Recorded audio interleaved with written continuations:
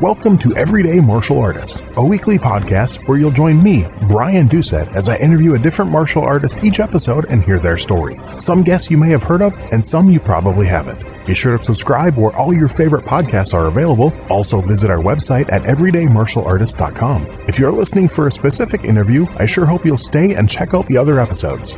A very special thank you to Topher Williams for our custom theme music. And now, the newest episode of Everyday Martial Artist.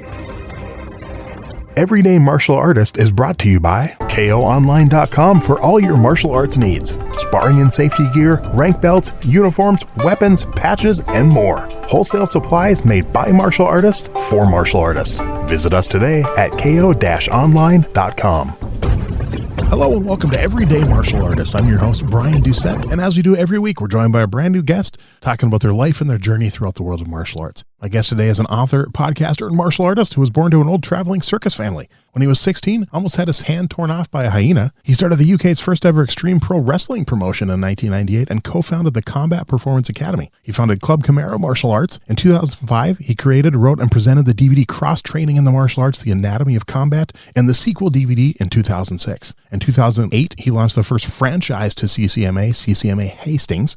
His brand new book was recently released and is titled When Parents Aren't Around, A Young Person's Guide to Self-Protection. And I could go on and on reading his impressive resume, but I just want to talk to him. So please welcome my guest today, Mr. Jamie Clubb. How are you doing today, sir? Doing very well, Brian. Thank you for having me on the show. Oh, I appreciate it. I'm glad we got in contact, and I'm definitely looking forward to learning more about you and having a fun chat here. So, and I know you said you've heard the show, so you kind of know how we start things off. I want to go back to the beginning. I want to know where that first spark came from, that first interest, and kind of what launched your martial arts journey. Okay, Brian. I think there was lots of contributory factors probably going on subconsciously with me, but I always pin it back to comic books. I mean, that actually probably set me on my journey. It wasn't when I was 9 years old. I did a week of judo. Although it made an impact on me, I didn't continue it. Mm-hmm. I didn't pick up the next training in martial arts formally until I was 14. When I was 13, I became a sort of martial arts geek.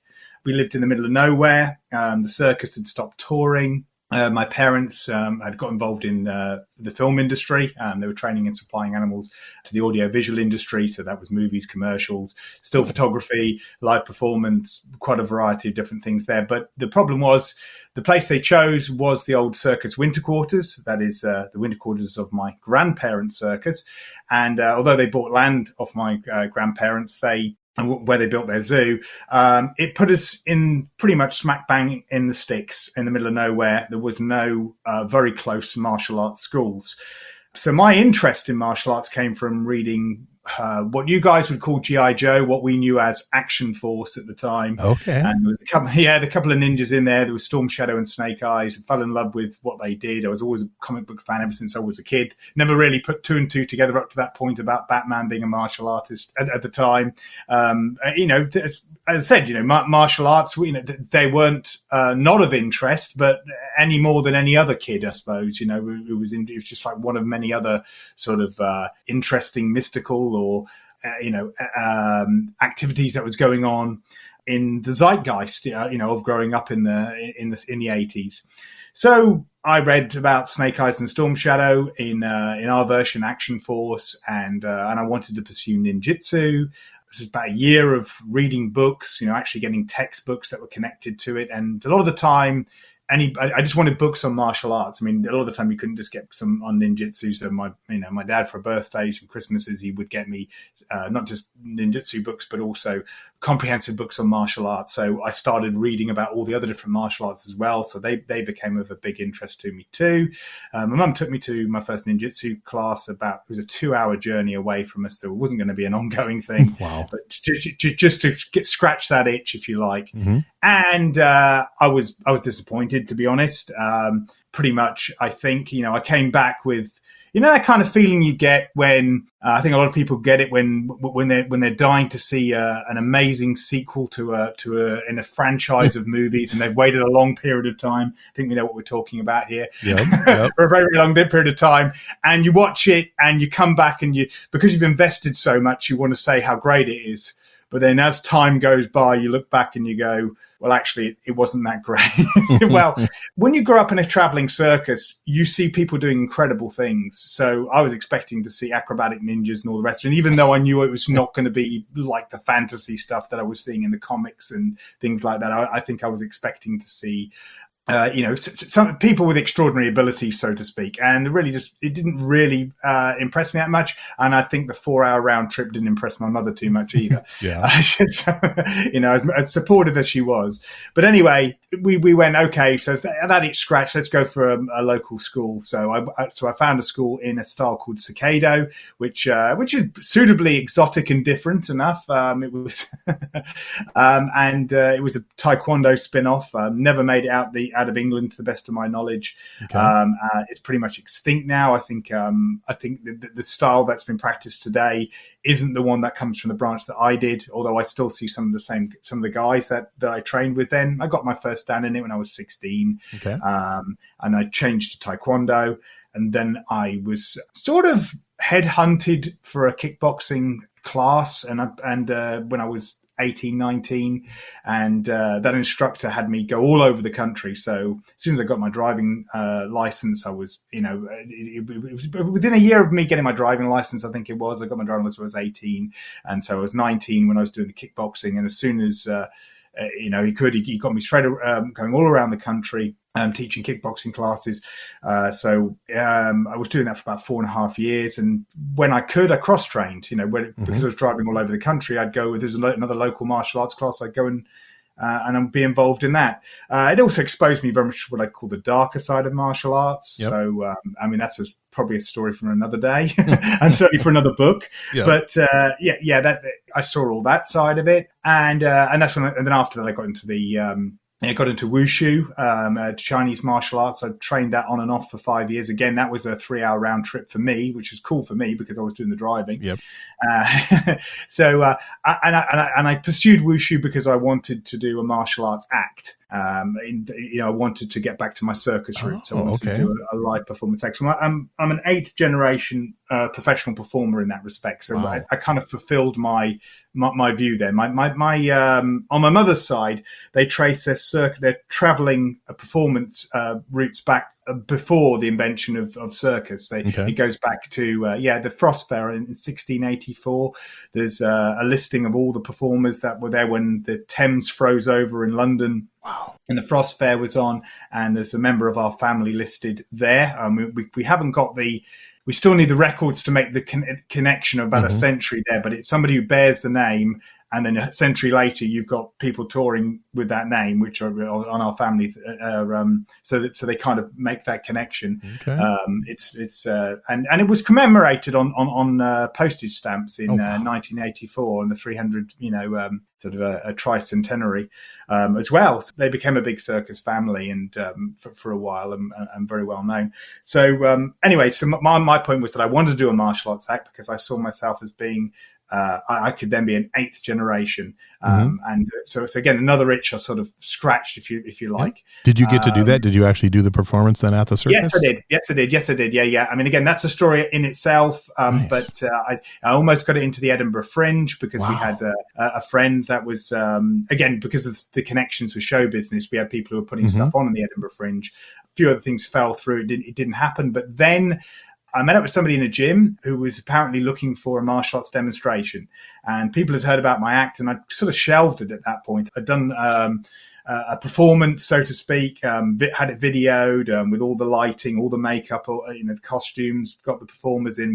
We'd done a sunk most of my inheritance, the money my grandfather had left for me into trying to put something on, and then sort of shelved it because it was just becoming so frustrated just to try and get it out. I mean, I didn't really know what I was doing in terms of promotion and doing the right thing, even though I'd had that connection. But then somebody'd heard about it. This guy was a professional wrestler, a gentleman called Stu Allen. He's written his 2 autobiographies recently.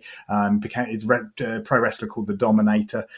He wasn't called The Dominator then. And I didn't know him, but I was introduced to him, and he said, "Oh, yeah, I'd like to do a martial arts demonstration." I went, "Oh, well, and I put him in contact with one of the guys who performed with me in the act and said, well, he's really the guy you really want to go to, and sort of like brushed him off. And then the next thing, I get another phone call from him, and from Stu, and he says, this guy's talking to me and saying that he'll only do a demonstration with you.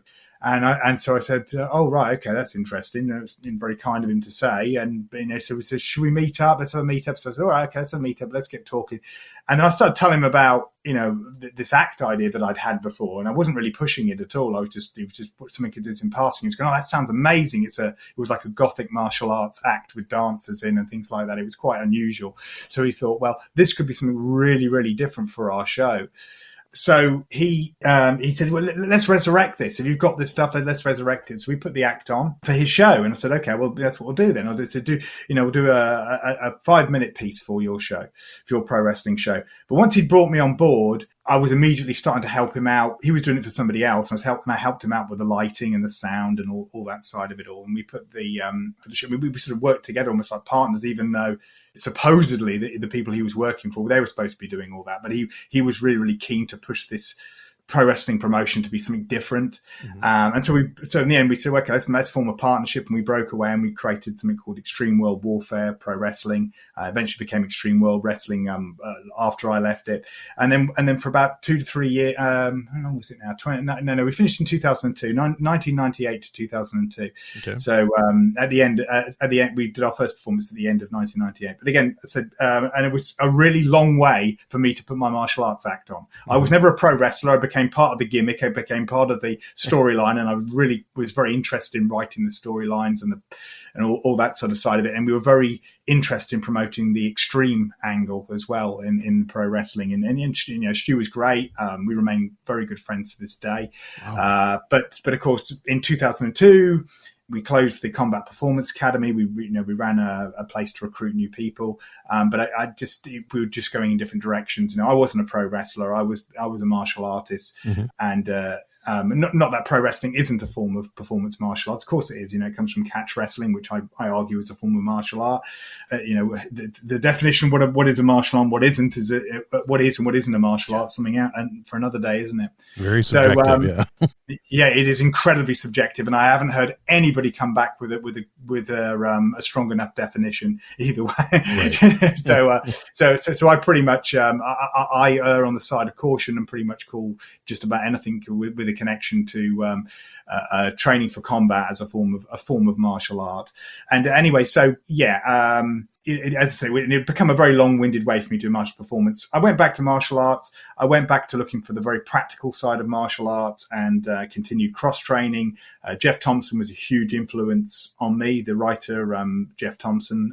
There are movies about his life. He wrote the book Watch My Back. I'd written to him years before this when I'd sort of had a wake-up call about martial arts where I'd been put under pressure in a physical fight situation. And although I'd come out of it okay, a lot of things were becoming very evident that they weren't practical. A lot of the stuff that I was learning in the very kick-based system, shall we say, weren't helping. And really what was the only thing that really got me through was tapping into sort of my background growing up in, circus community and also, rudimentaries of boxing and pure conditioning.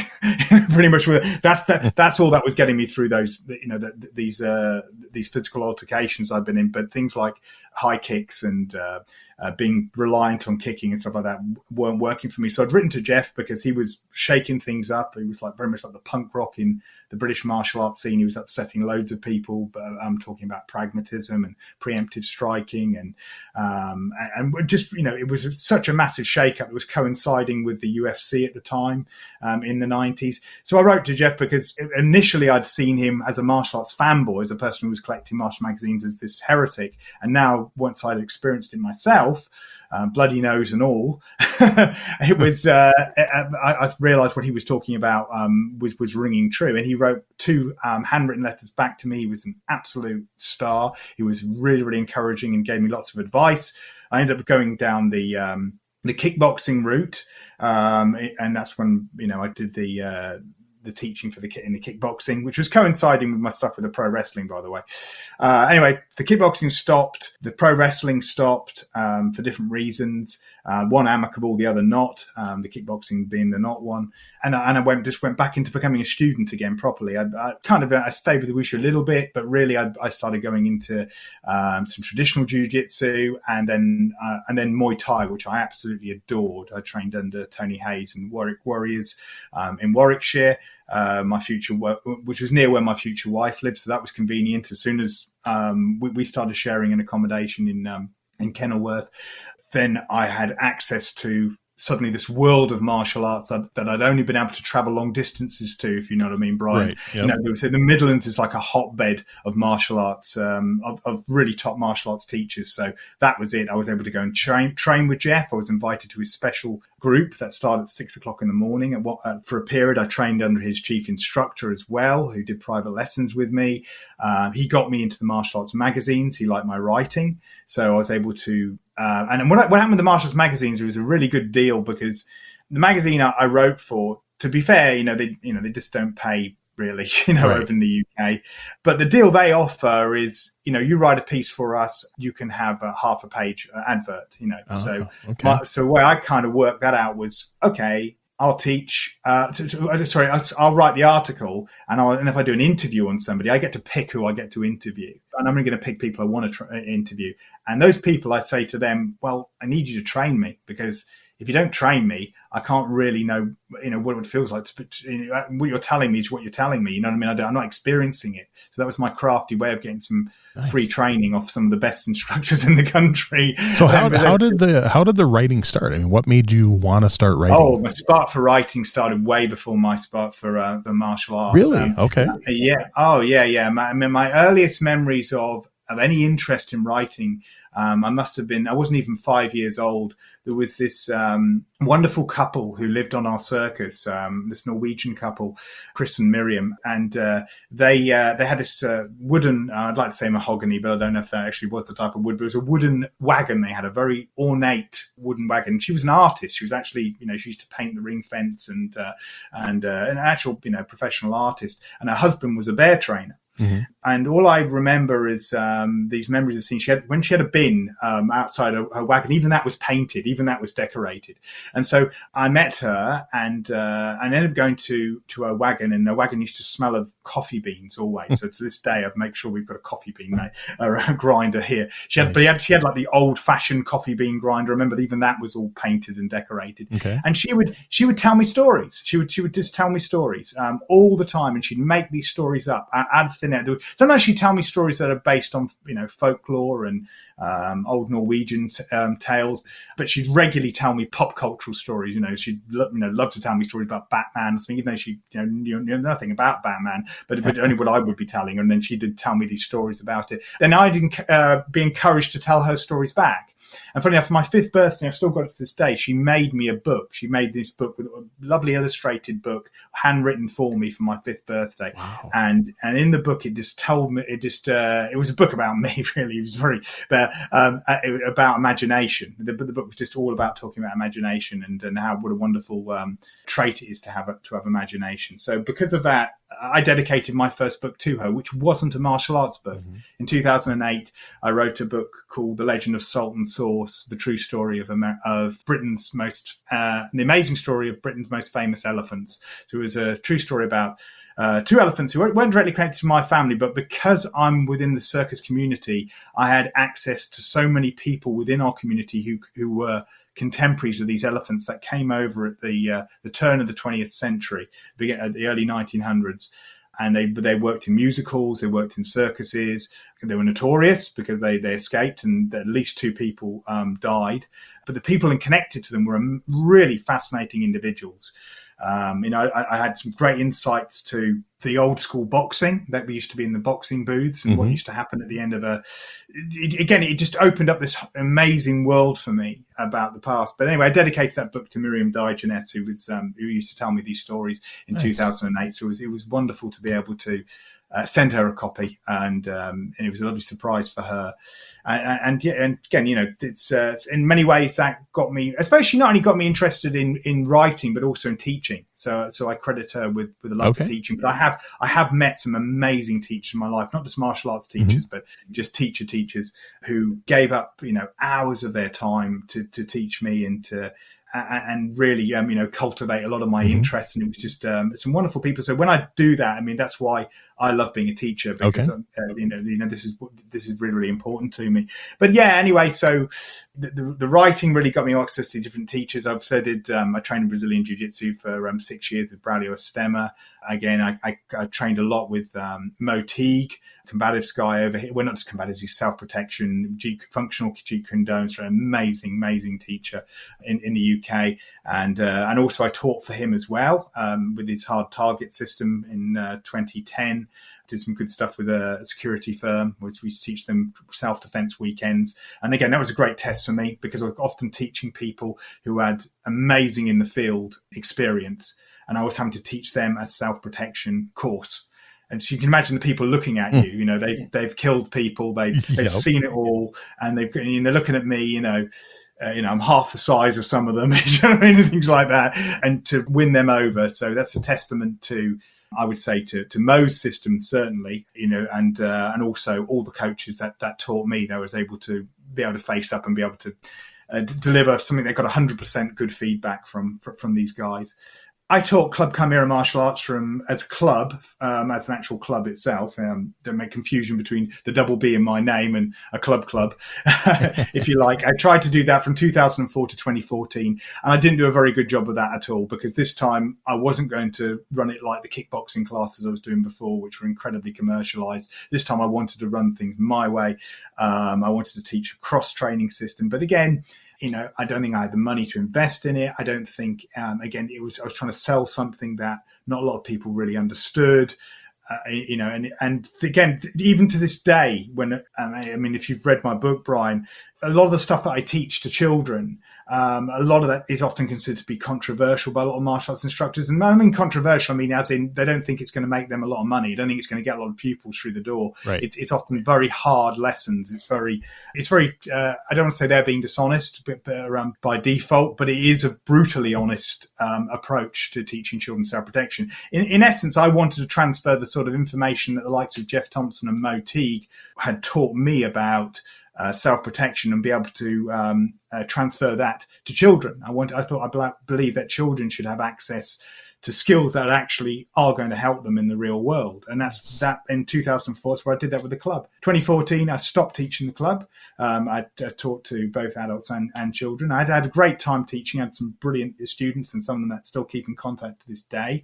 But it wasn't for me. And I became a personal trainer in martial arts. So now I teach a bespoke service in martial arts and self-protection. And I've been doing that since before 2014. Okay. But from 2014, that's been my main thing. And for the last couple of years, it's now my main job. That's what I do. I write and I teach, which is my two twin loves. Okay. So then thinking back to the very first time you taught, whether it was in a one-on-one or whether it was a group class, whatever age, think about that. And to now, what do you think has changed the most about your teaching style? You said you've gone through a lot of different ways you taught it and went from a club. Now you're doing more of a personal one-on-one type thing. What do you think's changed the most? Well, the biggest thing, again, I could make my thinking go all the way back to, I've gone through, if you like, 3 or 4 phases of teaching. So I can see that. When I was doing, before I was, when I was 16, I was asked to, run a class, and not on a regular basis. It was just, but I'd often, do the warm up and be given, because I was getting ready for my black belt, if you like. So I had some experience there. Then that was pretty much just transferring the information, what I was being given. So that in itself was a very sort of assistant instructor sort of mentality, if you like. So I was just regurgitating what I've been taught, and I was transferring that to students. So that's certainly not my way. I couldn't be more further removed from what I do to this day. When I taught kickboxing, again, I did put a lot of myself in it. And initially I was shown this is the way that we teach things, if you like. So I kind of had to follow a bit of a system. But over a period of time, I began to start to introduce new things in. But it was all very technique-based teaching, shall we say, which wasn't necessarily to the highest standard of technical teaching, given the type of boss that I was working for at the time. He was more interested in making sure you're getting, those people through the door and they were buying the kit and they were going to the gradings as far as he was concerned. Right. But I had a love for teaching, so I tried to put as much of myself into that. But I can't say the technical standards were amazing. I mean, everyone got a good workout. That's something I'll stand by, whatever happened within those classes. I feel like I did my dirt during that period.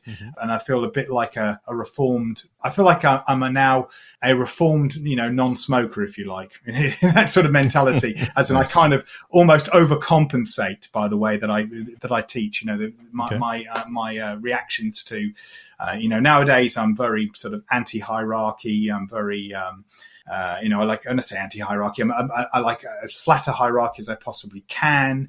And I try not to describe the people who pay me to teach them as my students. I like to think of them as people who train with me. I like to try to take a more of a coaching approach. What I did when I ran my own school was I brought in a syllabus that didn't have any techniques. And now that does sound very 60s, very, very kind of, Bruce Lee counterculture, if you like. I mean, there's a wonderful quote, isn't there, where Dan Inosanto says of Bruce Lee that somebody said, is it true that Jeet Kune Do has no techniques? And he said that was the 60s. Everyone used to say that. So it was kind of so I do sound a bit like that. But when I wrote my syllabus, I explicitly didn't put anything that was a technique. I just wanted activities. I wanted a transparent system, if you like, so that when people went for their gradings, I could bring in people who had good backgrounds, who had validated backgrounds in dealing with either real life violence, or they were, they had a very good pedigree in pragmatic martial arts, if you like. And when they graded my students, they didn't need to see a system. They just needed to see that people could, that people were transparently delivering an efficient means for self-protection, so they could see that it's quite simple, they could take people down or they couldn't take people down. They could work through pressure testing or they couldn't work through pressure testing. They could hit hard or they couldn't hit hard. And when it came to asking them questions during the Q&A, they would come back with very common sense answers to self-protection questions. So the idea was to create a very transparent system that could keep progressing, and that way I could introduce new concepts into the lessons. And again, of course, it became very much a melting pool of information.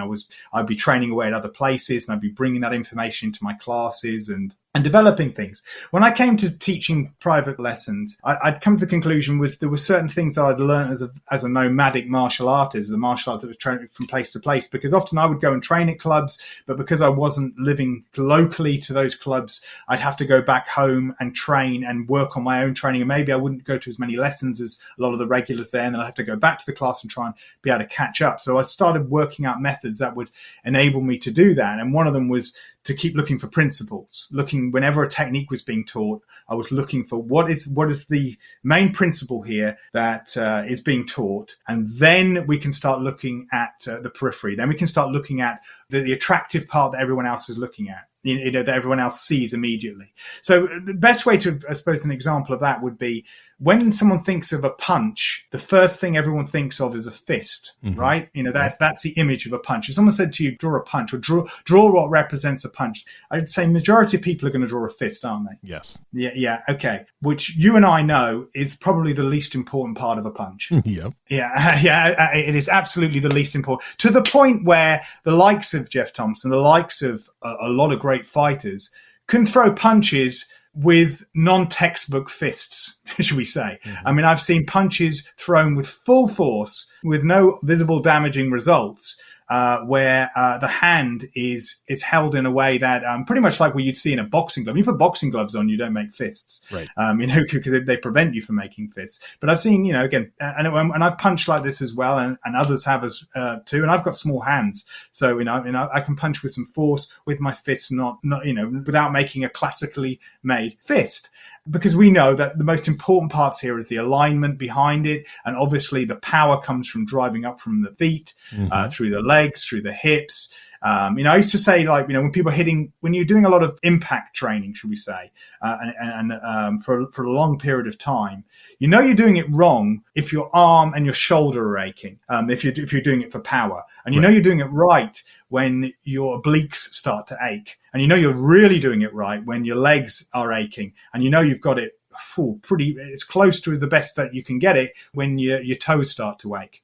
This is, as we know, so we know that's all the things that are behind it. It's the same thing as, like I say, when we get to grappling applications, how so much of it is down to the hips. Nowadays, when I'm drilling people on the ground, I'm making them get this hips, understanding the importance of the hips all the time. So they get that, and then they get the positioning. And again, all the time in martial arts, I find that, if you get the position right, if the position of anything, whether it's grappling, striking, whether it's within the context of self-protection, even if you want to talk about it from a soft skills perspective, if you get your positioning right, then the techniques right themselves. So this is, became very much my sort of cross-training approach. Actually, as a teacher, for my personal training, for my private lessons, I went down the bespoke route. This was my idea. It was like, I was going to say to people, I'm not going to teach you. I can teach you martial arts cross training. I can teach you self-protection. They're like my two areas. Within that, there'll be other things that we can branch off into. So we can work within a certain discipline. So the idea is that rather than saying to somebody, this is my system, this is my style, and it's got everything you need, so typical person comes off the street. We can go straight to children if you like, but adults the same. But they come in, they go, why do you want to do martial arts?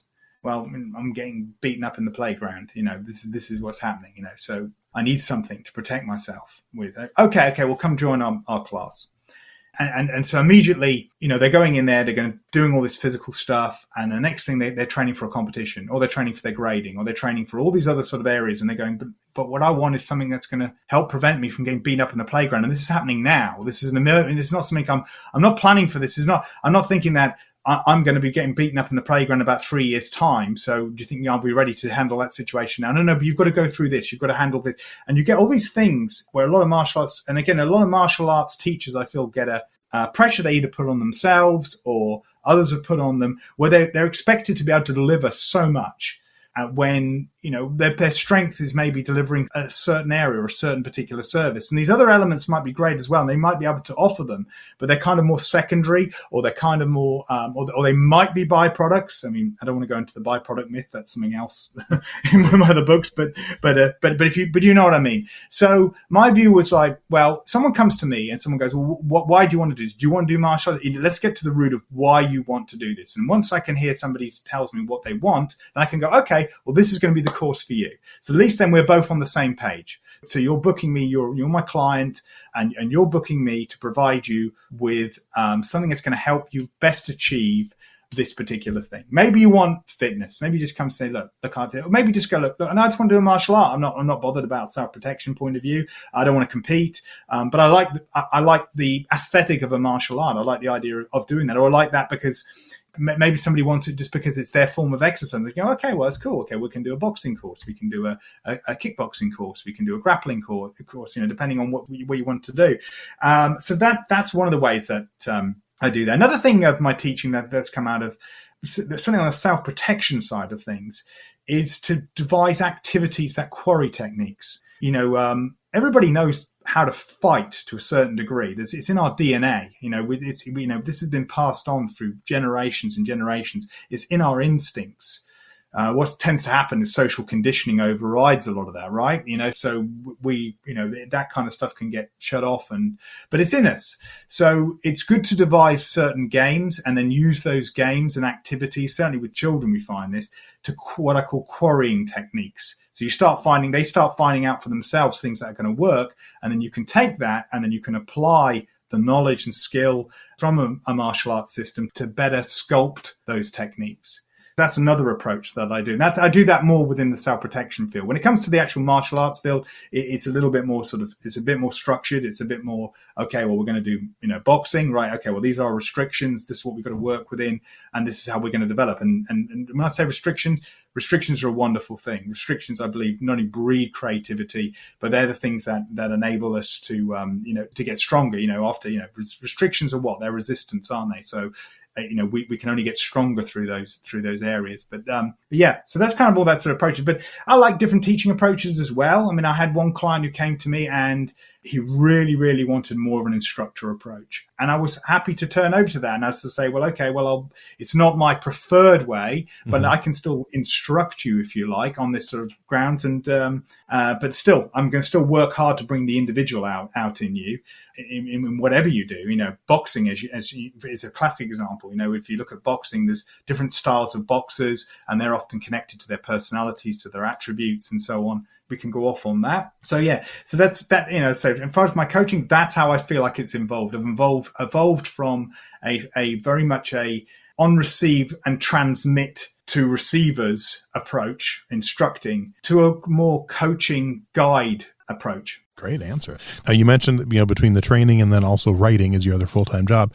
So we already talked about your first book. Talk about your first martial arts book. And I definitely want to get to the new one, but kind of what started your journey of writing martial arts books? What was that first one about? Okay. The first one was Mordred's Victory, and Other Martial Mutterings. That's the title. And it was a collection of articles of essays really that I wrote for the martial arts magazine that I'd been writing for from 2004 to about 2010, 2011.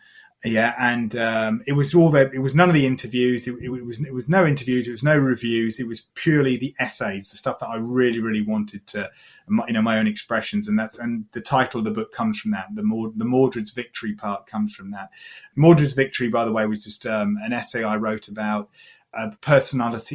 fighter personalities, and particularly what some people would might call a person who isn't a natural, but they've got tenacity, so and how they could be a nightmare for a person who is what you might typically call a natural. So it's a bit of a sort of I don't know, in boxing terms, I suppose it's the sort of Joe Frazier, Muhammad Ali thing. I mean, not to say that Joe Frazier had some good technical ability, but he used very much what I'd say a Mordred's approach, as in, he just kept coming forward and he took ridiculous amount of punishment, of course, and that in order to achieve his goals. And whereas Muhammad Ali was what you might typically call a natural, he used to box with a way that just seemed to be, he was born doing it. Obviously I appreciate the training and things that went into that, but yeah, that was kind of like that sort of thing. And I use other examples of it, and also how this approach would go. And that was just one of the essays. The book was divided up into different sections, but it covered the period that I was running a club. So the essay started in 2000, not in strict chronological order, but the essays cover the span of 2004 to 2014. Okay. And I restricted it to that. Any essays I wrote after that, I didn't put in the book. And it was that period because I felt that it kind of reflected as well my thinking then as well. I did my best I can to. Obviously, I've done lots of re-edits, and I've had good editors come on board and help me improve it and refine it. And obviously, I'm trying to improve my writing all the time. So those elements came in there, but I did my best I could to reserve the opinions I had then. And I'm not to say that the opinions have changed that dramatically, but they have changed in certain areas. And again, there's a section on there. Yeah, this I've got a copy here just remind me. Okay. It's divided up into 4 sections. There's the martial mutterings, which is the first section, which is quite a miscellaneous collection of essays to start off with.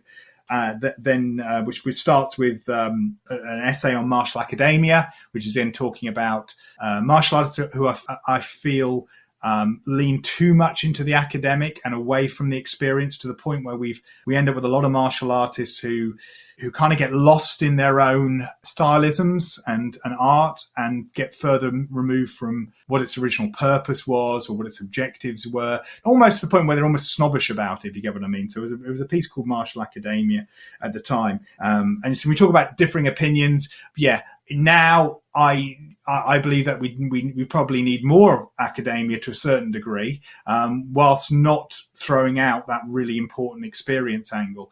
I feel there's a lot we can learn from critical thinking, for example. It's very, very crucial. It's one of my main supports of the way I coach and teach. I believe in clarification, skepticism, individuality approach. So skepticism is critical thinking, and I think that again, so it is important to have academia in there as well. But anyway, that's my first piece. There was kind of talking about the snobs, if you like, in martial academia, and then the last piece of the martial muttering section was mixed martial arts and the quest for integrity. So that was a bit of a defense about mixed martial arts in many respects, where it was getting such a reputation for being just a thuggish blood sport that and a lot of martial art. Again, I suppose it was about snobbery again. Maybe maybe I've got a circus chip on my shoulder there. Circus has always had this battle with high art, shall we say, since its inception. So maybe something that's coming in subconsciously, if you like. But mixed martial arts and the quest for integrity talks about how mixed martial artists, are off by definition, they have a huge amount of discipline. They have a huge amount of skill because they have to in order to make up the composite parts of their particular sport, plus the sport itself. But also, it's the desire that was always at the beginning of mixed martial arts to find something that is more combatively real, if you like, in martial arts. So that was kind of my thing. But it also talks about, the problems as well in mixed martial arts. It's not a love letter to mixed martial arts by any stretch of the imagination, but it is a defense against a lot of the unfair criticism I felt at the time was put in there. The next section is my self-protection piece. So, I start that off with what should be and what is long-term and short-term self-protection. So I make a distinction between what I call long-term self-protection and short-term. And I always think of short-term self-protection is the reality of what is. So it's like dealing with the things that we know are most likely to happen, and dealing with, and this can be everything, right down to the way that people act, because I feel like a lot of people often get involved with self-protection, either when they're pushing back against self-protection or they're trying to teach their particular brand, they reinvent violence, or they talk about how people shouldn't be. There's almost like this desire to be able to change people. And, that's great. That's what I call long-term self-protection. I genuinely believe that, we could invest more into making our society safer. I definitely think we need to be doing that on the whole when we're not, training ourselves in that. But also, there needs to be a distinction between that and what I call the short-term self-protection. So that's the beginning of that. And it kind of just goes through all the tenets that I use. Pretty much would come up in my When Parents Aren't Around book, actually. That's the respect, awareness, courage, discipline, open mind. And then finally, there's a bit called So Is Your Self-Defense Training Any Good, as part of that section. And what that stands, when self-defense, when I talk about self-defense, this is the hard skills part of it. Is your self-defense any good? Right. Because a lot of people would come to me, and I'm sure you get this as well, Brian, when you get individuals who ask you, what's best for self-defense, or is this good for self-defense? Yep. And, you often get that question, don't you? And it's not, they want a quick answer. They always want this, there's this problem solution society, I think, that's been a part of martial arts since the first time it was promoted to civilians. I honestly do. I see, historical records of that. We go back to the Victorian era, if you like, of Barton Wright. If you talk about the Chinese schools of retired soldiers and bodyguards, and teaching it to people outside the family. There's this problem solution. This is the answer to this. Here's a few tricks. Here's your martial arts answer to this. So rather than, my view is like, well, potentially, if you've got a switched on teacher with good experience and has got a good approach to teaching, it could be any art that's being taught here. And it could be, and you could be teaching a good self-defense hard skills. And I kind of like, my quick way to answer that is to say, does it teach preemption? Is it proactive? And is it pressure tested? If those three are met, then the self-defense, that's the hard skills part of it. I'm not talking about the more important soft skills, which I emphasize is very important, the personal security part of it. But in the hard skills part of it, I think they're three very hard, fast rules of doing it. So if your particular system, your particular class has those three in place, then it's going to be pretty decent form of self-defense training. Then I have my reality training for children. So these were the first articles and essays that I wrote in magazines for teaching children realistic self-protection. Okay. And again, as I said, there was a degree of controversy on that just because of the hard lessons that I taught on that. And that section finishes with reality training for children, 21st century martial arts. And that talks about adults and children training together for more realistic self-protection as well. Again, something I also found was a problem within our subculture, if you like. So you're either having adults and children training together, but in something that is not practical at all, or you've got adults and children being strictly separated if they were going to do anything that was going to be practical. And I believe there's a degree of crossover that can be explored there, that in fact, given that children, for their self-protection training, a very real threat to them is likely to be an adult, if we're going to be dealing with that subject. So that's the reason why that's in there. And the final part was training fit for purpose. So that was looking at what I would call, I don't want to say the word functional fitness, because that tends to have a bad reputation these days, but should we say specific training for martial arts? I have my hierarchy of training, which was inspired by a message I saw on the internet where somebody was asking, look, I've got an hour a day to train. What should I do? And the majority of answers were coming back 50 minutes of doing exercises, whether they were calisthenics or any other type of training, and then about 10 minutes of technical work. And I was thinking, this person wants to train in martial arts, and you're telling them they've got an hour to do it. So I just feel there's more energy efficient ways to do it. And you often see it's like, the typical class. People warm up in a typical martial arts class. They get them to run around the hall, and you're thinking, my goodness. So isn't it funny when I go to play? I don't play tennis, but if someone went to go play tennis, I don't see many of them running around the court. They seem to be picking up a racket and start moving with that racket early on. They start warming up in that way. And I thought, I wonder if running clubs warm up with martial arts techniques. This is kind of it. And since when was press ups less strenuous on your body during the warm up than punching? So things like that was like this bizarre. When people pay money to go to a martial arts class, even if I'm going to come from that perspective, you think to yourself, well, they're coming here to learn the martial arts. The other stuff, it's great, it's important. I think absolutely valid. I think anybody who trains in any sort of physical activity and wants to be good at it should have a good foundational knowledge on good calisthenics, should understand resistance training, cardiovascular training. But these are stuff that should be really pretty much done outside the lesson.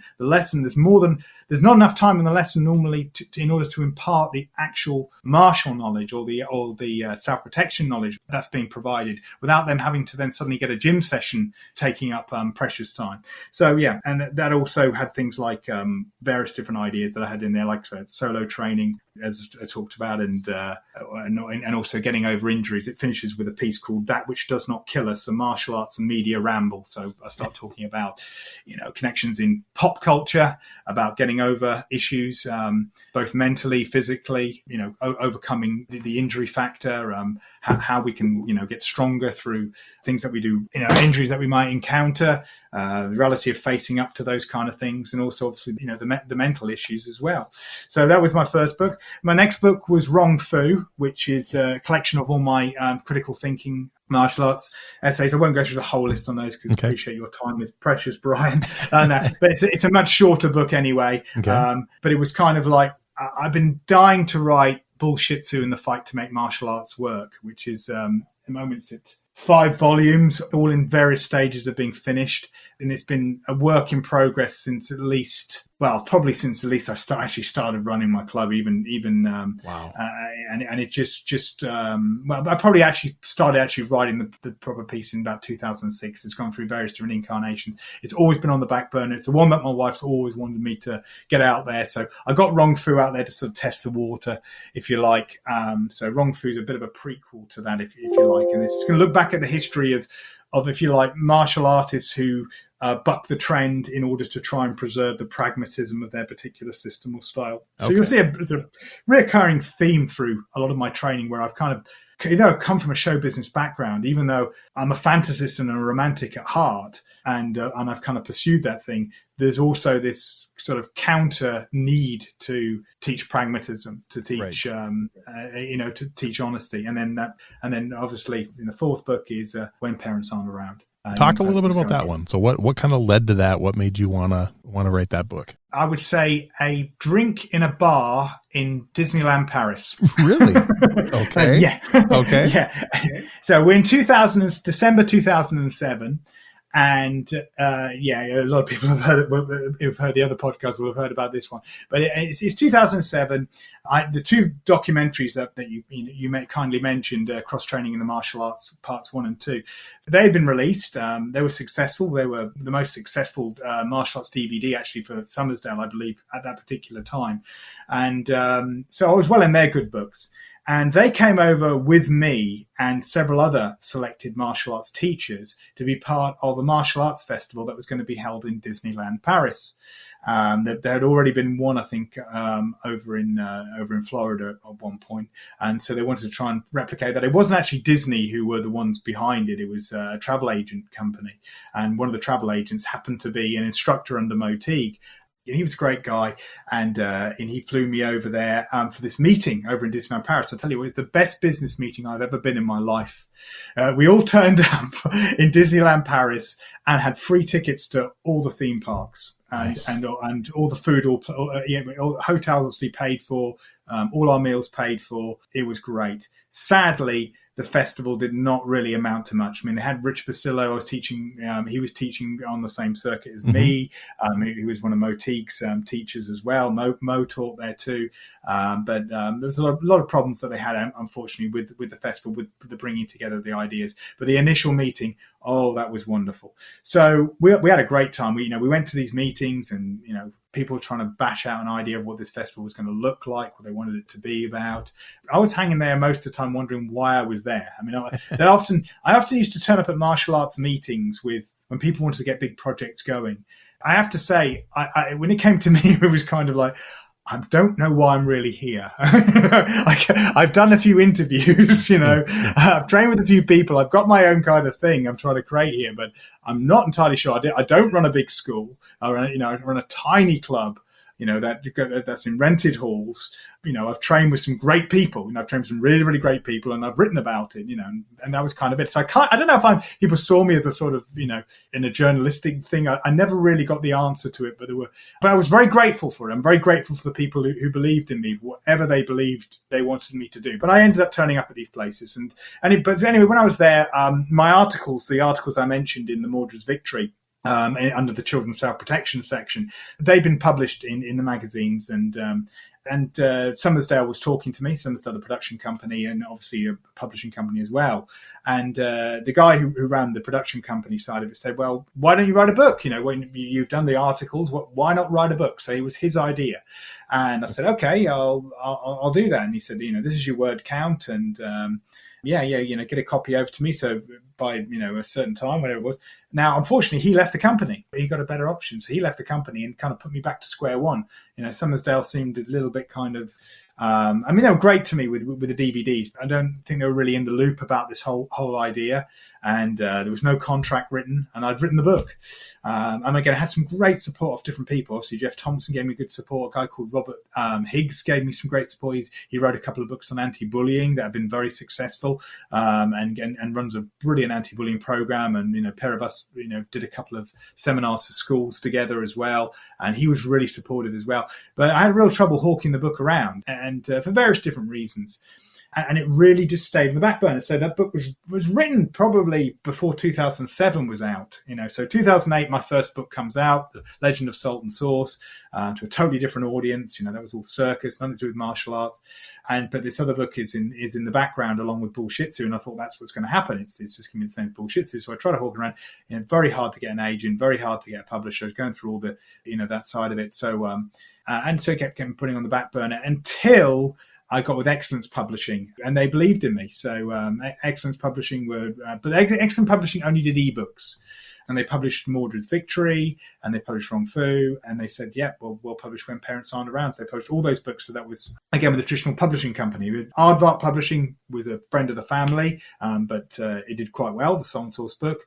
The others did fine, and through Excellence Publishing, again, it was still traditional publishing, but then they decided to go their own route, where they were only going to publish, the guy who ran it, he just wanted to publish his own work rather than publishing everyone else's, I think, and just went a different business route. He was incredibly supportive and great, and obviously gave me all my rights back for my books. Nice. So I decided to take advantage of Amazon. That was my view. Mm-hmm. Next was like, I'm going to go, it's a niche publishing. And I just did finally what Jeff Thompson had advised me all those years ago. He said, it's great to go have some works under your belt that are traditionally published. I mean, I'm very happy that my first book was a non-martial arts book, because I didn't want to be seen as being a martial artist that happened to write. I wanted to be seen as a writer and a martial artist. The fact that I could get a book out there that went into 3 editions, that was a non-martial arts book, that meant a lot to me. Excellence Publishing had, all those other, they published it traditionally as well. I didn't have to pay for any of that. So, but now with the rights back, I went, okay, with how far Amazon has come forward with all this, with the ebooks, with the print,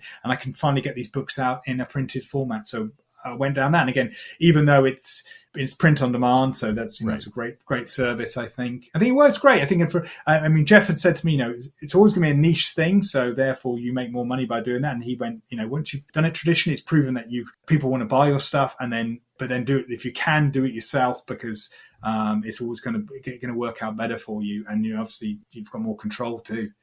So that's that's the way it's gone, and that's that's the last of the books. The next books that will come out will be brand new books, new editions. So this is an updated edition. This was released in 2017, and then this year I re-released it, and it's virtually rewritten. To be honest, it's changed a lot since 2017. Okay. To the 2023. Yeah. All right. So talk a little bit about the podcast. Kind of what led to that idea, and just what has that experience and journey been like?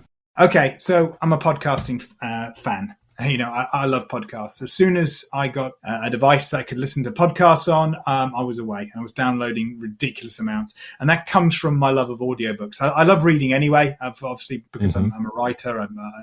Obviously, I should be a big reader. But I was listening to audiobooks before I could read. So and I was having people tell me stories on the circus. A lot of the time on pull down days, that's days when the circus moved, my mum couldn't always read me bedtime stories and stuff like that. So she got me probably one of my favorite toys, and that was a tape recorder, and little cassette recorder, and and she'd play these tapes. Great thing about that is that we'd often record our own audiobooks as well. But that got me into the whole audiobook thing, and I grew up with all the things like the Marshall Cavendish Storyteller, and a lot of books where, like when they used to, in the 80s, they used to have the cassettes and the books. You'd get the cassette and you'd read along to the book, listening to the cassette and all that sort of stuff as well. So you used to have all that stuff going on there. So yeah, so the podcast idea, so again, there's a natural extension. As soon as I found out there was all these amazing free audio content out there through podcasts, that was great. That means I didn't have to hang around on a radio station listening to, whatever is in the charts at the time for ages, or loads of programs I'm not interested in, or adverts, or all these sort of things. You could just go straight into. Obviously podcasts have adverts, of course they do, but you know what I mean. You're not on a schedule. You're not on a schedule, so to speak. So you could just absolutely. So that's what I've got now, and of course I'm true to form, I've got loads and loads of podcast shows on my list. So listening to that, and I have to give credit to Ian Abernethy, his podcast. It was Ian, and again, I think quite a few people who run podcasts can have to give their credit to Ian, because Ian encouraged me to do a podcast, just like he did several other people. So I loved his show. Ian was a good friend of mine. And still is to this day.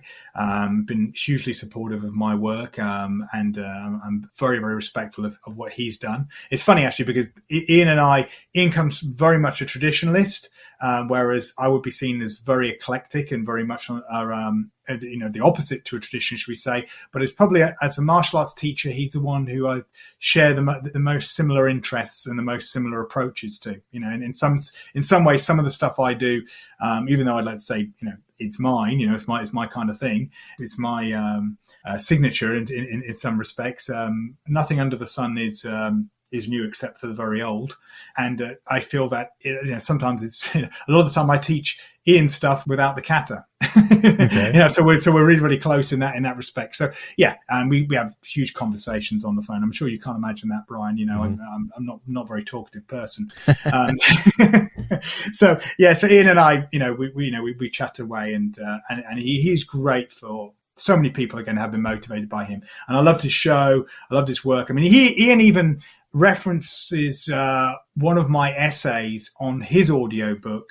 It's a podcast audiobook and people can get for free, called the Martial, I think it's called the Martial Arts Matrix, or the Training Matrix, something along those lines.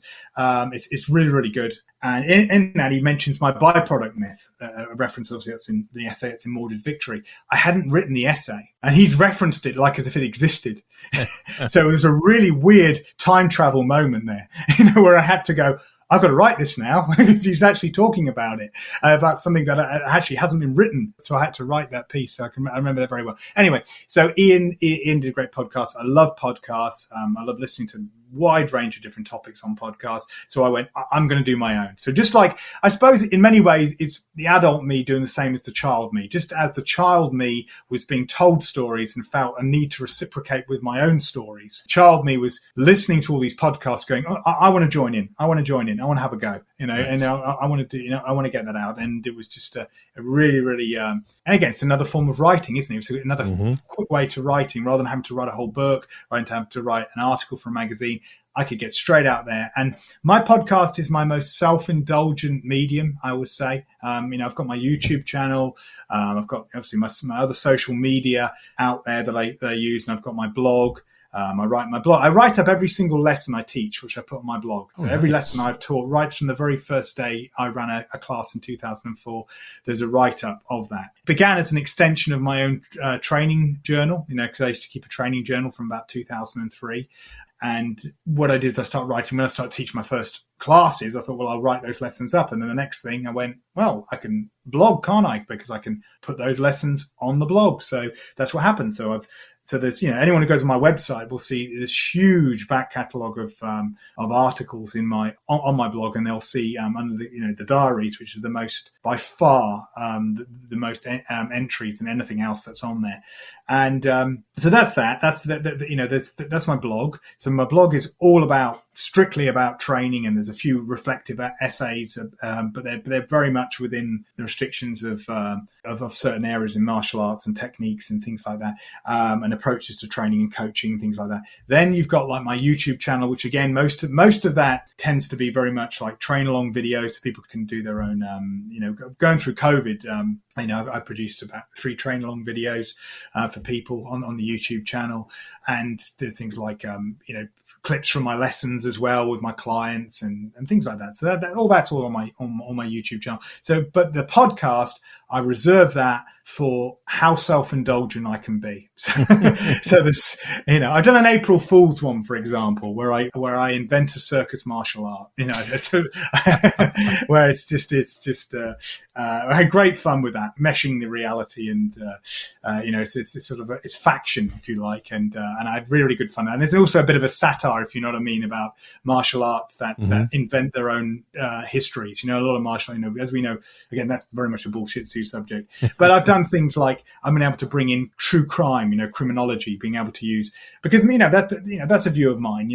Why when you're teaching self-protection, surely shouldn't you have an eye on real life case studies? I mean, who you're looking at, who are you teaching people to protect themselves against? Well, they're against life's real predators. They're not defending themselves against feudal era samurai or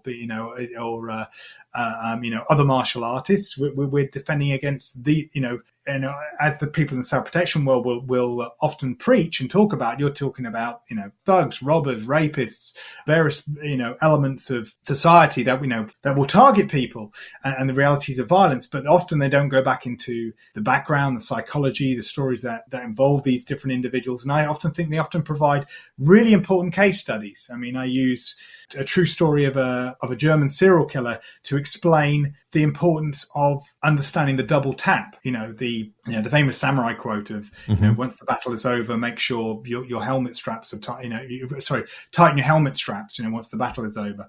The importance of double tap. There's a case study of an incident with the famous German serial killer, infamous German serial killer rather, where somebody thought they'd escaped a potential attack from one person, only then to be targeted by the actual serial killer himself. Wow. So, and I use that as an aftermath story. I used the crimes of Burke and Hare to discuss how alcohol is weaponized in society.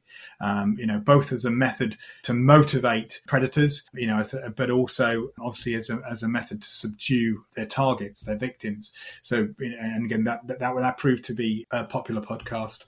So again, there was that, but also I wrote a piece last year. I came straight out with it, and I wrote a piece called "Everything is Martial Arts."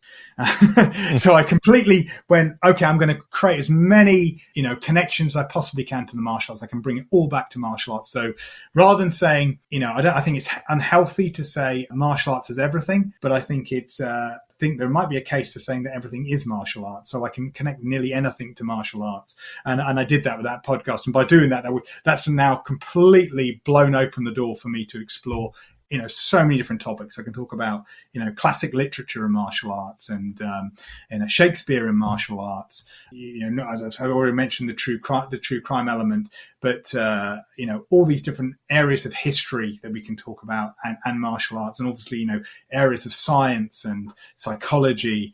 How it connects to martial arts, and it's been very self-indulgent, to be honest. But I like to think it's got an audience. Nice.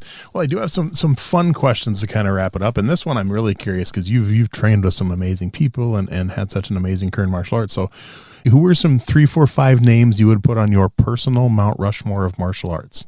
Okay. So are these, so are we saying, are these individuals who I personally trained with, or are they just from it's completely up to you. I mean, I've had people put, Bruce Lee. I've had people, put, the founder, Gichin Funakoshi. I mean, it's people they personally train. I've had people only put people from their style that they train in.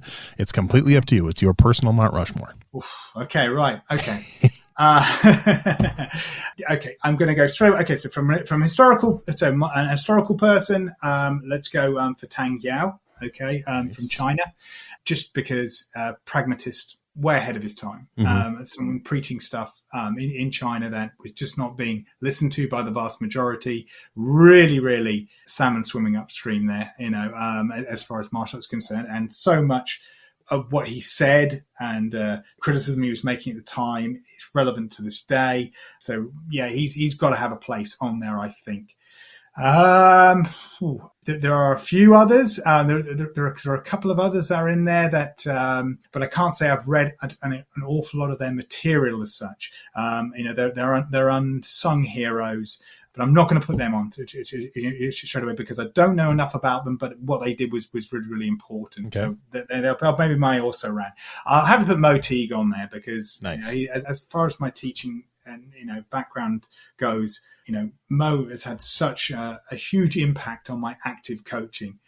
And with that, of course, I've got to put Jeff Thompson because, if Jeff kind of gave me the ball, if you like, and whereas Mo Teague taught me how to run with it. So if I look at those two in tandem, they're definitely, so it's Tang Yao, Jeff Thompson, Mo Teague is really, really inspirational martial artists. So that's two I know.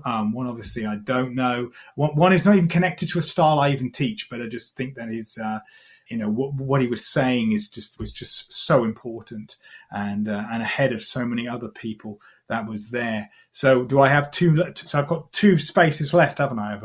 I've had people do as few as only 2 and as many as 8. So it doesn't have to be. Yeah. 4. Oh, really? Okay. We could go on. Yeah. Yeah. So I'm going to be very, very strict on those ones in there. Okay. I think they are probably the ones that I'd say probably had some of the greatest influence on me and kind of what I do. But yeah, I think I'll just stay with those 3 for now. Those are some good ones. All right. So in all your years of martial arts, is there one philosophy that you've learned or developed on your own that is just super important? You keep coming back to it. It's at the top of your list. Yeah. Critical thinking, skepticism. So nice. It's going to be, definitely. I mean, stoicism's, I don't like to bond to any particular philosophy. So when I say skepticism, it is the broadest sense, and it's I will say it's small s skepticism with the English spelling. Mm-hmm.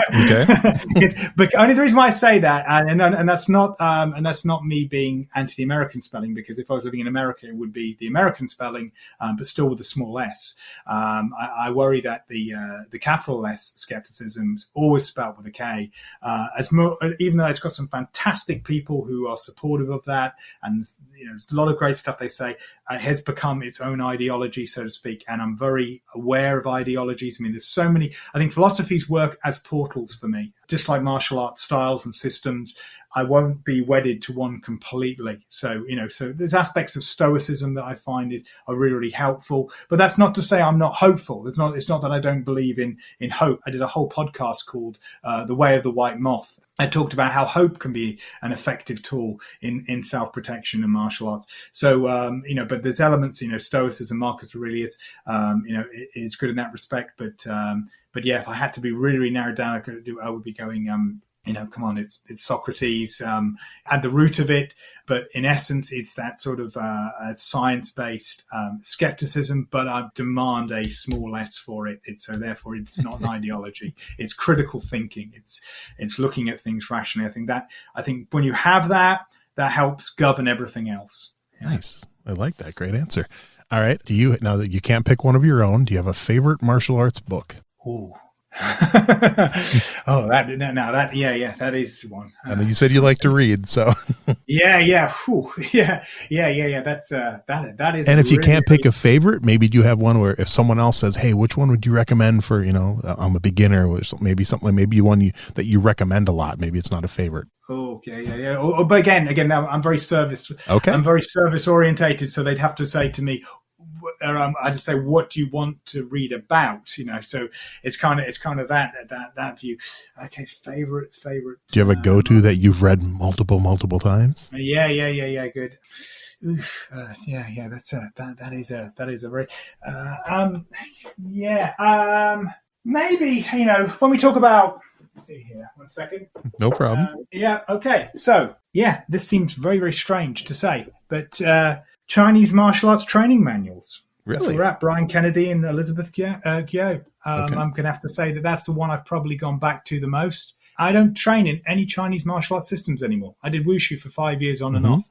But the essence of what's being put across here, the approach that they've taken to it is great. Watch My Back is a wonderful book on Jeff Thompson's autobiography. I'll always promote that. Ian Abernethy's The Hidden Throes of Karate, Boxing, and sorry, not the hidden throes, the forgotten throes of karate, boxing, and taekwondo is an excellent little book as well. And I do like a lot of Robert W. Smith stuff as well. So yeah, I do read vociferously.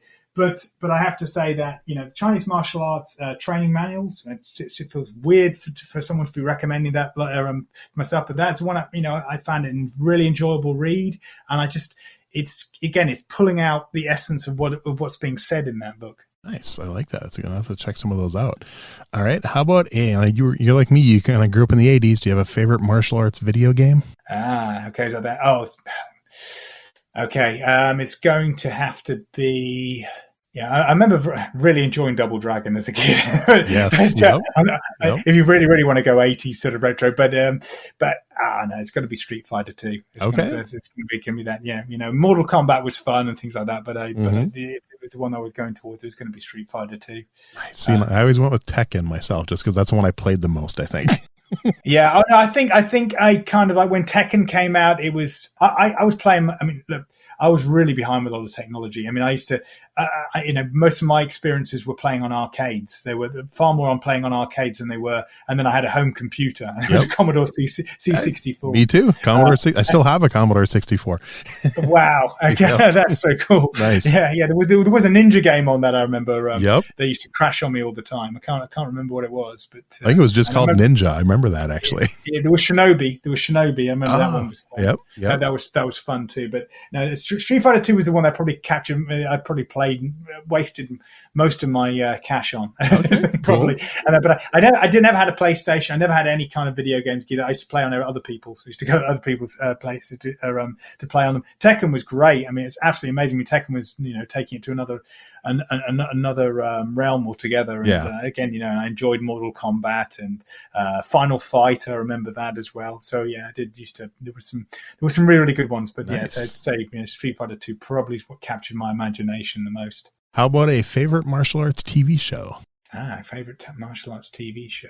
Okay. Well, it's not going to be okay. I'm not going retro. Well, it's kind of retro, but again, it's going to be Cobra Kai. Nice. Okay. I love it. Yeah, absolutely. It's it's just written so well. It is written so well. The acting is it varies, but the balance that they've struck in that show between of what what they now know as the dramedy. So we know when we had Orange is the New Black, we kind of the world really saw the dramedy fully formed, should we say. Previous to that, there's been some great television shows that have tragedy in them, have pathos in them, I'm a big fan of a lot of material there. I mean, I love classic comedy, so, but Orange is the New Black kind of gave it to everybody on a mainstream level. This is dramedy as its own genre, as its own respected genre. That's a balance of drama. And Cobra Kai, it struck this wonderful balance of being able to be self-aware without looking down on the source material. Agreed. And so many franchises fail to do that. Yeah. And it could be, and it showed that you can be completely creative. You can create new characters. You can create relevant characters. You can create characters that can connect to the current generation and the generation that would have been the equivalent generation to those who got into the Karate Kid movies. Before Cobra Kai came out, I have to say I was sort of like, the Karate Kid was something I'd enjoyed as a kid, and I'd really liked it, but I kind of dismissed it a bit in my mind. I don't watch a huge number of martial arts movies. Okay. I did. It went for a phase when I did used to watch a lot of them when I first got into martial arts, shall we say. That's when I started watching them, almost like as if I felt I needed to, but I did enjoy them. I did like the Jackie Chan films. I did like, and Van Damme was a big inspiration, nice. As well in many respects. So, I went through the whole phase of that. But when it came to, the Karate Kid sort of in my mind was sort of relegated. When I heard they were going to do this series that was going to be based on that, it really made me groan. The thought about it, oh no, don't need to do this. It belongs in its own era. Leave it alone. Certain things are just like that. And then it came out on then I started seeing the trailer. I started seeing some, and I went, okay, I'm gonna do this. I'm gonna get a trial subscription for YouTube at the time. YouTube Red, yep. It was YouTube Red, wasn't it? Yep. Originally, and I thought, okay, I'm gonna do it. I'm just, it's just got to me. I'm just gonna do it. And I just loved it. And my daughter loved it as well. And that was great, you see, because we've got the two generations then really, and connecting to it. And she's not, martial arts isn't her thing at all. And she really liked it, and she connected to the characters, and it was great. And it's just, and I've thoroughly enjoyed seeing how they played it through. There's been, I just think, as far as, I'd say as an actual martial arts piece, not rather than a piece that has martial arts in it, I could say it's absolutely through and through a martial arts piece. I'd say, it's Cobra Kai. Fight choreography isn't necessarily always the greatest in the world from what we're seeing, but then again, they weren't always the greatest in the Karate Kid films either. True. As I said, there's so many things that people often miss the point of, I think, with Cobra Kai. They don't see the irony that's in it. Because it's not dripping irony. They don't see they see it's that self-awareness, but at the same time saying, yeah, but this is still our universe. In many ways, it's like, when you read comic books, as a big comic book fan, you get into a certain suspension of disbelief. You go, okay, I'm going into this person's world, so, and when I go into this person's world, I have to accept these are the realities of their world. And, I don't believe, what they do in there is necessarily karate, or really what karate was really supposed, it's a million miles away from anything that what Ian Abernethy teaches, right, or what Chris Rowan teaches, or what, a lot of other respected, practical traditionalists teach, Gavin Mulholland teaches, people like that. But that doesn't matter. It's the movie karate that is within that world. Everything that happens in that world, it has its own accepted hyper reality that you go into, and it's just done a great job. And it's just, it really is. It's showing everybody the blueprint. This is how you do it. If you're going to continue a franchise, this is how you do it. Not to say that every franchise should be continued. No, there's plenty that shouldn't. Exactly. Plenty that, yes. Yeah. There's plenty that just leave it. I don't want to see a Jaws remake. I don't want to see it. We don't need to see it. It's a perfect movie. We don't need to see it. A Jaws prequel. I think it's great. What's going on with the Book of Quint? That's out there. Another podcast that I've been following. I love the sound of that. I think that sounds amazing. That's actually realizing what Steven Spielberg wants to do. But no, we don't need to see a Jaws remake. We don't need to see that. So a lot of stuff, we don't need to see. But Cobra Kai, great, and the decision to finish it as well, to actually let's make an ending point on their own terms, wonderful. What a wonderful thing to hear. And again, I really respect so many artists that have been able to do that. They've been able to see their full vision come to fruition, and they've been able to say, no, this is where our story ends. This is where we finish. Agreed. And as Daniel LaRusso says, balance is my thing. I mean, you kind of hit the nail on the head with that one. So exactly, yeah. All right. How about a favorite? You said you don't watch a lot of them, but how about a favorite martial arts movie? I knew this was coming. That's right. And I'll probably be kicking myself because there'll probably be one that, I did a whole podcast on underrated martial arts movies, actually. And I saw you did one on 80s movies. I got to go back and listen to that episode. Yeah, well, I did. But I did a series called Martial Movie Massacre, and and a few people have said that that's a good jumping in point for my podcast, the Martial Movie Massacre, because I bring in other people to give their views on their favorite martial arts. Either it began as a critique of martial arts cliches. What's your least favorite martial arts cliche in a movie? For example, what do you believe should be put to bed and stuff like that. So I've had people like Ando Muaza and Gretchen Carlson and stuff like that come on the show and tell me what the things that they feel like we don't want to see anymore in the films, and it's been great. But I did one episode of that where I talked about underrated martial arts movies, like martial arts movies that I think have got some validity to them more than than people appreciate. Oh dear. So what is the actual martial arts movie that I really, really like? The one that I would say was my favorite. I'd say probably. Okay, I'm going to say I'm going to go out on a limb here. I'm going to give it to a film that it's not a guilty pleasure by any stretch of the imagination. I could say Rocky. Yeah. Because I see that as a great martial arts movie. Agreed. But it does feel like a little bit of a cop out. So I tell you what, and I think Kickboxer 2 is one of the most underrated martial arts movies. Not in. I think it's a very, very, very flawed film, but there's some great writing in there. I mean what's that wonderful? There's a wonderful line in there about sometimes it's better to flow than attack, and sometimes it's better to attack. And a wise man knows when to do which, and I love that. There's wonderful little bits that are in there, but it's a very, very flawed movie. I couldn't say it's a favorite, but it's it's a guilty pleasure. But I'm going to give it to Beautiful Boxer. Okay, straight up give it to Beautiful Boxer. Really, a brave film for its time as well. It's not an ancient martial arts movie, but of the time. It just feels very as close to a documentary as they possibly could have made it in terms of with Muay Thai and the culture over there. I met Nong Toom when I went over to Bangkok, just by chance meeting when I was there, and posed my photograph taken with her. Just the things that she had to overcome.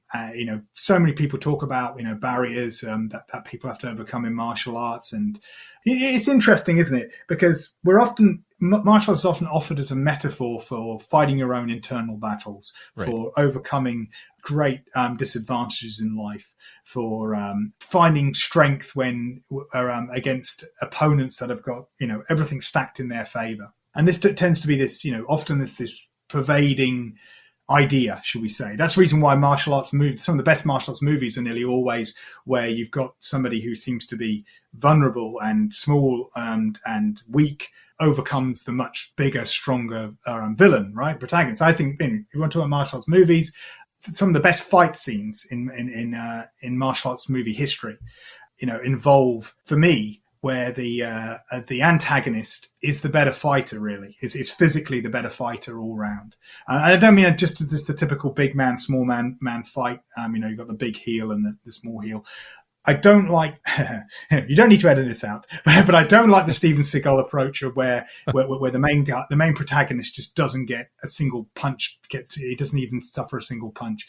I like seeing I didn't mind seeing my heroes lose as well, in their fight, and they find some other means or whatever. And it's more than that, when they overcome adversaries. I mean, one of the great martial arts fight scenes of all time is, Empire Strikes Back, as far as I'm concerned. I think for the emotional content and storyline that's being portrayed in there, I think that's an amazing display of European swordplay that's there. I think is fabulous, being shown through in a way it's going to be really, really entertaining to a science fiction audience, a space fantasy audience, should we say. But Beautiful Boxer, the antagonists that are faced there are something else. It's bigotry, it's prejudice. These are the things that the main protagonist is overcoming, and a willingness to be able to take on anyone, physically, any kind of opponent, and just society as a whole. I think that's a really, really important lesson that's being imparted in that particular movie. So not that I can't say I know many people within that particular culture in Thailand. I mean, again, the same person who was offering me the Edinburgh Fringe ran what we call the Ladyboys of Bangkok touring show. So I'm aware of that culture, of that area of show business, and the people, the artists that are involved in that as well. And for the trans world, I think Beautiful Boxer just presents a really, really endearing lesson. I think a lot of people can connect to that.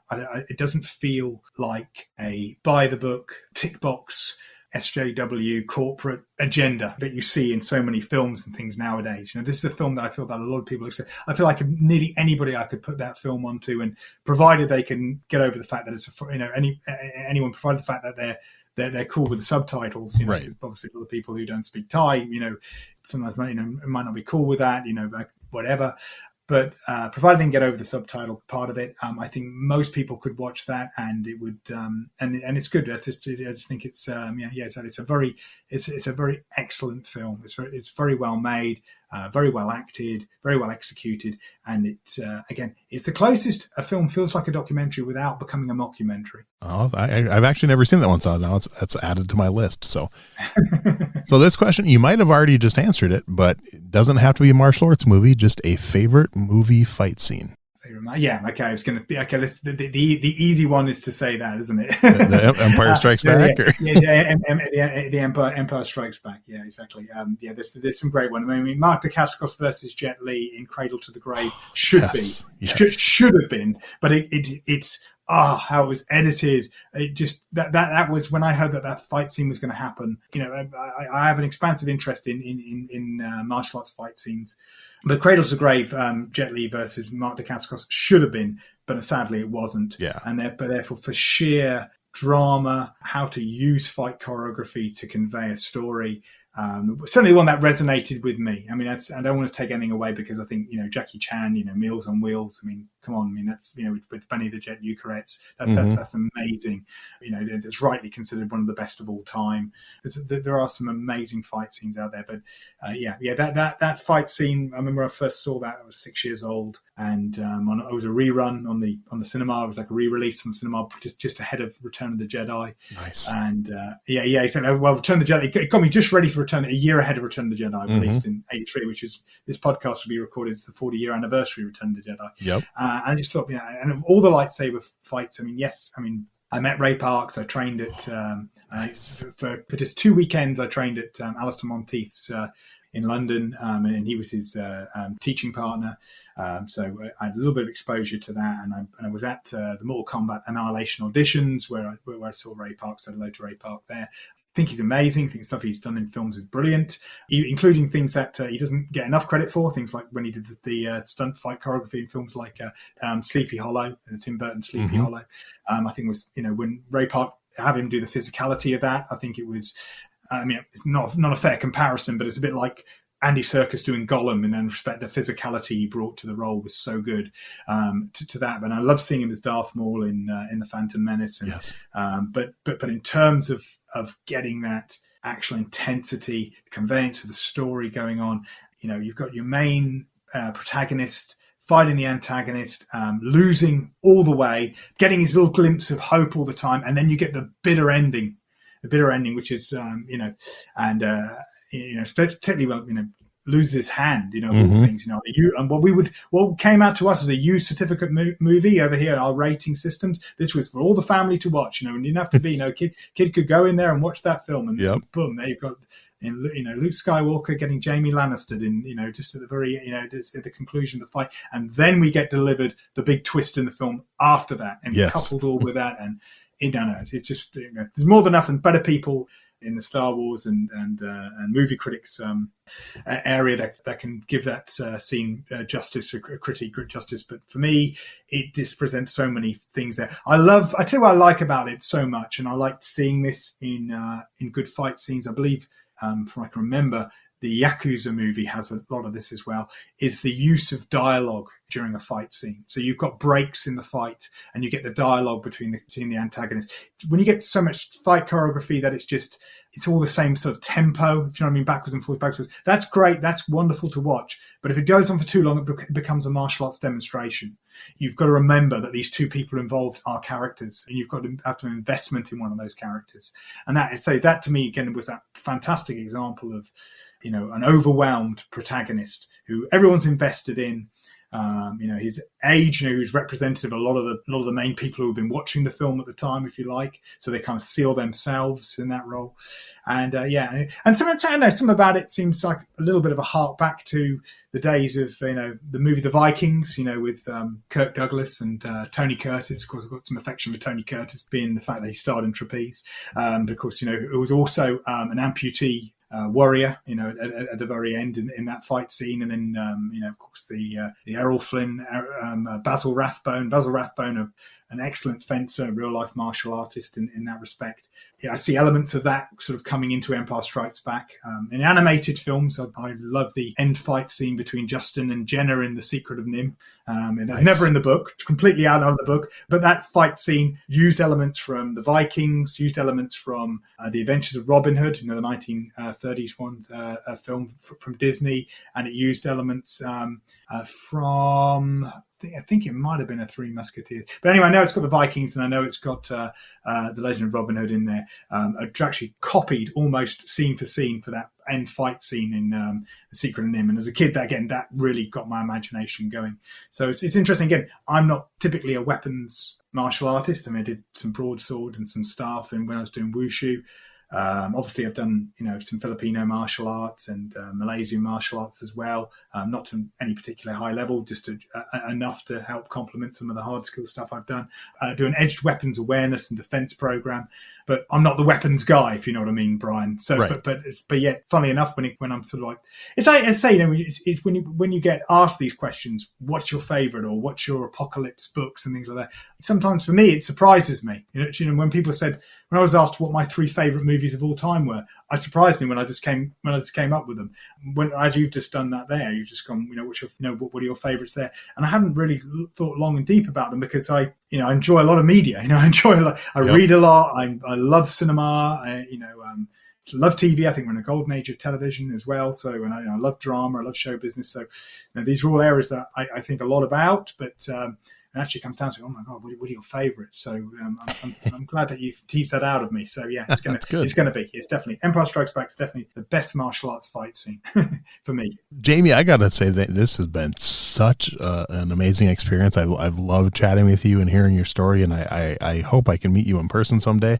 And maybe do some training or even just sit and talk about movies or something. It's been so much fun. And I will put links for all your stuff, for your podcast, for your website, for your books on Amazon, everything else I'll put out there. And when the episode comes out in about a month, but any last minute parting words that you want to leave us with before I let you go? No, thanks very much for putting all that material out there, for the links out there. That's great. I look forward to hearing from people. I virtually train as well, so there's people on the other side of the pond. But just thank you, Brian. Thanks so much for inviting me on the show. I feel really privileged. Oh, thank you. It's been a blast, and I hope you enjoy the rest of your day. Thank you.